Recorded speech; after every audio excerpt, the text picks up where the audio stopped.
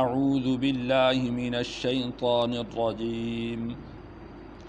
بسم اللہ الرحمن الرحیم کذبت قوم لوط المرسلین کذبت جھٹلایا قوم لوط لوط کی قوم نے المرسلین بھیجے ہوئوں کو۔ تو یہاں سے حضرت لوط علیہ السلام کی قوم کا تذکرہ چل رہا ہے۔ اللہ تعالیٰ نے ارشاد فرمایا کہ حضرت لوط علیہ السلام کی قوم نے بھی انبیاء کو اور رسولوں کو جھٹلایا۔ اذ قال لهم اخوہم، جب کہا ان سے ان کے بھائی لوط علیہ السلام نے، الا تتقون، کیا تم ڈرتے نہیں ہو، انی، بے شک میں، لکم، تمہارے لیے، رسول امین، ایک پیغمبر ہوں معتبر، پیغام لانے والا ہوں معتبر، امانت دار پیغام لانے والا ہوں۔ فاتقوا اللہ، پس تم ڈرو اللہ سے، وَأَطِیعُونَ، اور تم میری پیروی کرو، میری اطاعت کرو۔ یعنی اس کا مطلب یہ ہے کہ جو پیغام میں تم تک پہنچا رہا ہوں، اس پیغام میں کسی قسم کا کوئی رد و بدل نہیں ہے۔ جیسا اللہ نے مجھے پیغام دیا ہے میں ویسے ہی تم تک پہنچا رہا ہوں، تو لہٰذا میری پیروی کرنا وہ ایسا ہی ہے جیسا کہ اللہ کی پیروی کرنا، میری اطاعت ایسے ہی ہے جیسا کہ اللہ کی اطاعت کرنا۔ وما اسألکم علیہ من اجر، میں نہیں سوال کرتا تم سے اس بات پر کسی اجرت کا، یعنی میں تم سے یہ جو تمہیں پیغام پہنچا رہا ہوں اس کے عوض میں کسی اجرت کا مطالبہ نہیں کرتا، بے لوث تم تک اللہ کا پیغام پہنچا رہا ہوں۔ ان اجری الا علی رب العالمین، بے شک میری اجرت، میرا بدلہ وہ تو رب العالمین کے ذمہ ہے، اس کا بدلہ تو اس نے مجھے دینا ہے، میں تم سے کسی بھی یعنی چیز کا بدلہ طلب نہیں کرتا، کسی چیز کا مطالبہ نہیں کرتا۔ ایک جگہ پر اللہ تعالیٰ نے اہل ایمان کا یہ وصف ذکر کیا ہے کہ وہ جب کسی کے ساتھ بھلائی کرتے ہیں تو وہ اس سے شکر کے بھی طلبگار نہیں ہوتے کہ وہ بدلے میں شکریہ ہی کہہ دیں، اس چیز کا بھی وہ طلبگار نہیں ہوتے، اتنا بدلہ بھی وہ نہیں مانگتے کہ ہم جب کسی کے ساتھ نیکی کریں، بھلائی کریں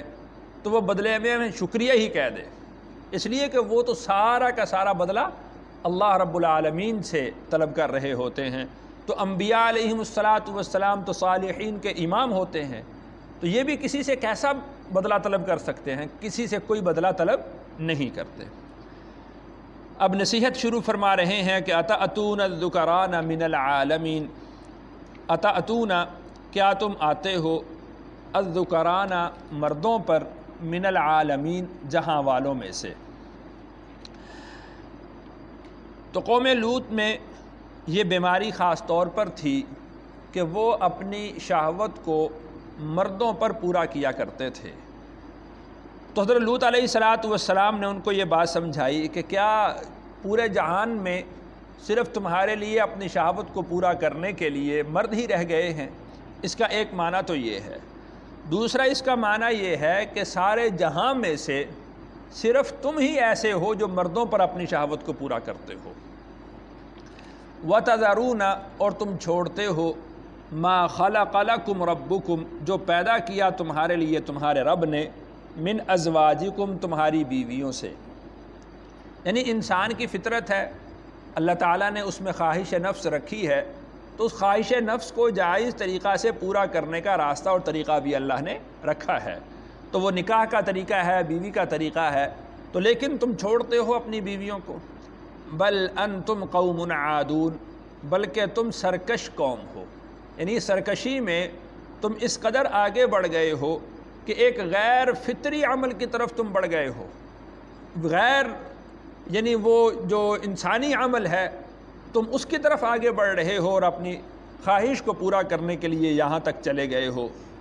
قالوا، انہوں نے کہا لئن لم تنتہی یا لوط، اگر تو باز نہ آیا اے لوط، لتکونن من المخرجین، تو تجھے ہم نکال دیں گے۔ لتکونن تو تو ہو جائے گا، من المخرجین نکالے ہوئے لوگوں میں سے۔ یعنی اے لوط، یہ تو جو نصیحت کرتا ہے یہ نصیحت کرنا بند کر دے، تیری اس نصیحت کا ہم پر کوئی اثر ہونے والا نہیں ہے۔ اور دوسری بات یہ ہے کہ اگر تو نے یہ نصیحت یعنی کرنا بند نہ کیا تو ہم تجھے نکال دیں گے یہاں سے، تو نکالے ہوئے میں سے ہو جائے گا، تجھے ہم یہاں سے ملک بدر کر دیں گے، یہاں سے نکال دیں گے۔ قال، لوط علیہ السلام نے کہا انی، بے شک میں، لعملکم، تمہارے عمل سے، من القالین، بیزار ہوں۔ یعنی جو تم عمل کرتے ہو میں اس سے نفرت کا اظہار کرتا ہوں، میں اس سے بیزاری کا اظہار کرتا ہوں، میں اس سے لا تعلقی کا اظہار کرتا ہوں۔ اور جب مجھے اس سے نفرت ہے، میں اس سے بیزار ہوں، اس سے لا تعلق ہوں، تو میں ایسا نہیں ہے کہ تمہیں نصیحت بھی نہ کروں، نصیحت میں تمہیں کرتا رہوں گا۔ ربی، اب چونکہ انہوں نے کہا تھا کہ لتکونن من المخرجین، ہم تجھے یہاں سے نکال دیں گے، تو نکالے ہوئے میں سے ہو جائے گا، تو لوط علیہ السلام نے اللہ سے دعا کی، ربی، اے میرے رب، نجینی، تو مجھے نجات دے، تو مجھے ان سے بچا لے، وَأَهْلِي، اور میرے گھر والوں کو، مما یعملون، اس عمل سے جو یہ کام کرتے ہیں، یعنی اس عمل سے بھی اور اس عمل کے جو نتائج ہیں اس سے بھی تو مجھے اور میرے اہل کو نجات دے دے، مجھے بچا لے، اس لیے کہ یہ غیر فطری عمل ہے، اللہ کی قدرت کے خلاف یہ عمل کیا جا رہا ہے، اور اس پر تو اللہ کی گرفت آئے گی، اللہ کی پکڑ آئے گی، ان لوگوں پر اللہ کا عذاب نازل ہوگا، اور جب ان پر تیری پکڑ آئے، تیری گرفت آئے، تیرا عذاب نازل ہو، تو اس وقت رب نجنی وأہلی، مجھے بھی بچا لے اور میرے اہل کو بھی ان کے اس انجام سے بچا لینا۔ فنجیناہ، اللہ ارشاد فرماتے ہیں کہ ہم نے ان کو نجات دی، یعنی لوط علیہ السلام کو اور ان کے اہل کو نجات دی، اجمعین، تمام کے تمام، یعنی انبیاء علیہم السلام کی پیروی کرنے والے لوگ، وہ کسی طبقہ کے ہوں، کسی قوم کے ہوں، کسی سطح کے ہوں، اللہ ان کو نجات عطا فرماتے ہیں، اللہ ان کو بچا دیتے ہیں۔ تو اللہ نے ارشاد فرمایا کہ فنجیناہ وأہلہ اجمعین، جتنے بھی لوط علیہ السلام کی پیروی کرنے والے لوگ تھے، ہم نے ان تمام کو نجات دی، اپنے عذاب سے ہم نے انہی تمام لوگوں کو محفوظ رکھا۔ الا عجوزا، مگر ایک بڑھیا، فی الغابرین، وہ ہلاک ہونے والوں میں سے ہو گئی۔ کہا جاتا ہے کہ یہ حضرت لوط علیہ السلام کی بیوی تھی، اور یہ ان بدبخت لوگوں کے ساتھ ملی ہوئی تھی، اور حضرت لوط علیہ السلام کی مخبریاں وہ کیا کرتی تھی۔ تو اللہ تعالیٰ نے ارشاد فرمایا کہ ہم نے تمام کو بچا لیا، ان کے اہل میں سے بھی تمام لوگوں کو بچا لیا، مگر ان کی جو بڑھیا بیوی تھی ہم نے اس کو بھی ان ہلاک ہونے والوں میں سے کر دیا۔ ان کی بیوی کا ہونا، یعنی ان کی جو رشتہ داری تھی حضرت لوط علیہ السلام کے ساتھ، اس رشتہ داری نے ان کو اللہ کے عذاب اور اللہ کی پکڑ سے نہیں بچایا۔ ثم دمرنا الآخرین، ثم پھر، دمرنا، ہم نے اکھاڑ پھینکا، الآخرین، باقی لوگوں کو بھی،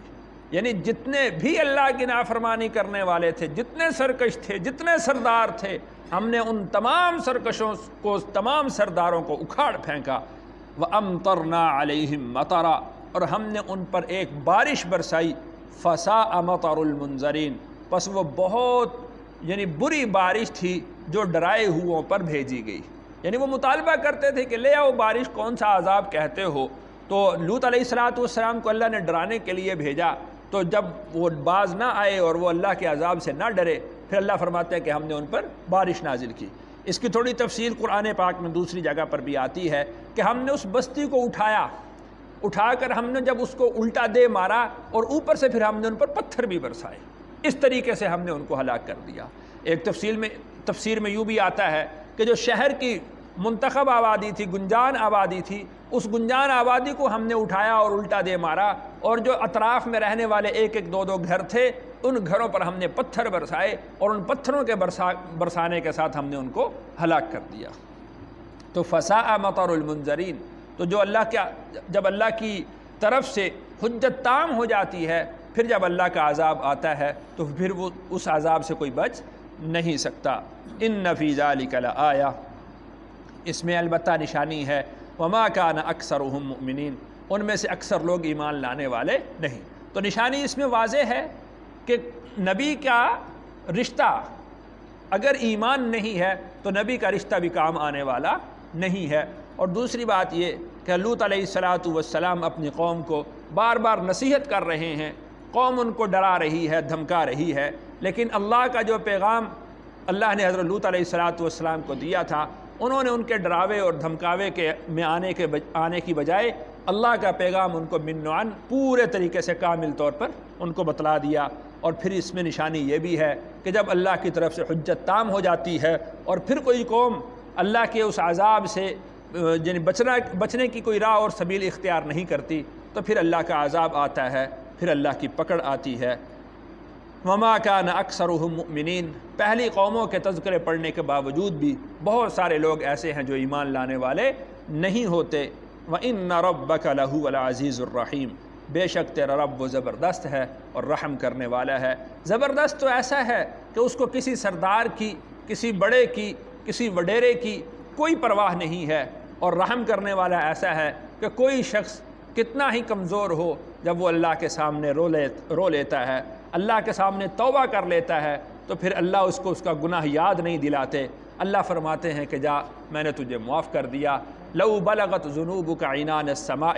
فاستغفرتنی غفرت لک ولا ابالی، اگر تیرے گناہ آسمانوں کی بلندیوں تک پہنچ جائیں پھر تو مجھ سے معافی مانگے، میں تجھے معاف کر دوں گا اور مجھے اس کی کوئی پرواہ بھی نہیں ہوگی۔ وہ ایسا رحم کرنے والا ہے۔ اللہ تعالیٰ سے دعا ہے اللہ تعالیٰ مجھے اور آپ کو کامل